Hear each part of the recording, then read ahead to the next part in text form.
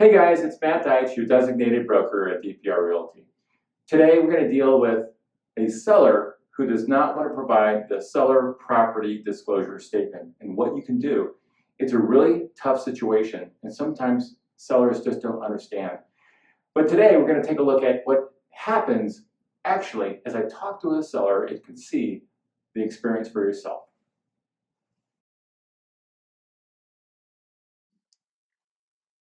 Okay, we have, I've got some good news, of course. We got an offer that came in. I'm really excited about it. But I understand in our phone call, you were changing your mind on providing a seller disclosure statement to the buyer. And we went over the listing agreement paperwork way back when. And the listing itself says you're going to provide a seller disclosure, but again, you're changing your mind. Is that right? That's right. So I don't want to say something that I don't know is accurate. okay. I've been living in the house. How long has it been a rental for a while? Is that it? Yes. Okay. And it's vacant now? Right. Okay. So you know those things. You know when it was rented, when it's been vacant. Well, I'll tell you what, as an agent, and I'm going to protect your interest here, and I know DPR, a brokerage, and the Department of Real Estate go through a lot of non-disclosure problems. But about 75% of all the issues the department sees and we see at DPR are non-disclosure issues that go back and bite the seller simply because they didn't disclose their awareness of something. So I want to put that out there. Now, number two, Arizona law says you must disclose. And a lot of sellers out there believe that when they waive a form, they waive their obligation. They waive the form so I don't have to disclose anymore, I'm just avoiding it. So that's not true because Arizona law still says you have to disclose. So imagine going through that on a blank piece of paper. So here, for demonstration, I actually have a blank piece of paper. So a blank piece of paper, and I want you to write down all your disclosure issues you can remember since you've owned the home for 8 years.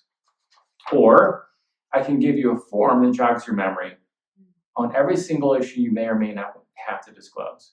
So by waiving the tool, or by waiving the form, you're waiving a tool to help you. There's only one part of the contract that can come back and really get a seller, and that's under section 5B of the contract. It says, if there's something you haven't disclosed to the buyer, and the buyer bought the home and finds out about it later, basically, they can come after you for a non-disclosure, okay? And by the way, when you do the seller disclosure statement, that doesn't mean you've confirmed something. If you're not sure you have a roof problem, that doesn't mean you go on the roof and check it out. Either you're currently, right now, aware of the problem or you're not aware. And the form just simply asks you that, your awareness, okay? But it would be nice to have the form to jog your memory on whether or not you ever had a roof leak, okay? And I think it'd be very comfortable too that if you put in the seller disclosure that you've never lived in a property for like the last 8 years. We put that in there. That's useful information. But as you fill it out, page 1 and 2 has a lot of information on it, or a lot of questions on how long it's been vacant, if it's ever been rented. For sellers who live in an HOA, whether or not they get a notice of a lien, all those things to be aware of. Okay, so and a lot of times sellers who have rented a property out hear from the renter all the time about repairs that need to be done. Okay, so most of the time as a landlord, you have a whole file of invoices of work that's been done. That is required disclosure. Okay, so as a matter of fact, there's a cover page on the seller disclosure that goes into the fact that it's law. The form is for that disclosure, and at the very bottom, sellers like this, it's where it says things you don't have to disclose. So if there's a sex offender in the neighborhood, you don't have to disclose it. That's Megan's law, actually, in 1995. So you don't have to disclose that. So take a look at the cover page of the form I emailed you, okay? We're going to go over that, and I want you to make sure that you fill everything out according to your awareness. The only thing that can come back and get you is if you knew something and you don't put it down. Don't be wary of anything that you say that may or may not be wrong.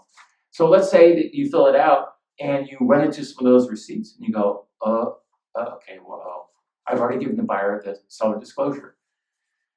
Okay, I got some new information here, and that's fine. You can update the seller disclosure at any time during escrow. there's actually a little space where you initial, it's an update. It's absolutely okay. And as a matter of fact, in the contract, in section 4F, it tells the buyer that when the seller updates the seller disclosure, they have the right to take a look at that new information for 5 days and disapprove the contract. So if your roof does leak after the inspection period, you got to tell the buyer right away in writing. We'll update the SPDS, and they have 5 days to look at the roof leak. Okay? So don't feel you're locked into that initial document either. The bummer is if it's after the close of escrow. Okay, then it gets a little tough. Okay? So I really recommend the whole document.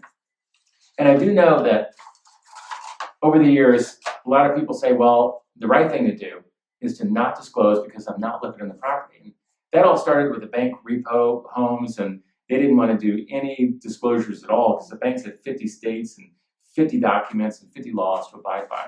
That kind of trickled down to everybody to say, hey, I'm not living in the property, I don't want to disclose. And that's probably where you're hearing it from, okay? But I'm here to protect you because if you look at that contract I'm going to give you, under 5B of the contract, it says you have warranties that survive the close of escrow, and all boils down to disclosure. So if there's any question at all, over disclose.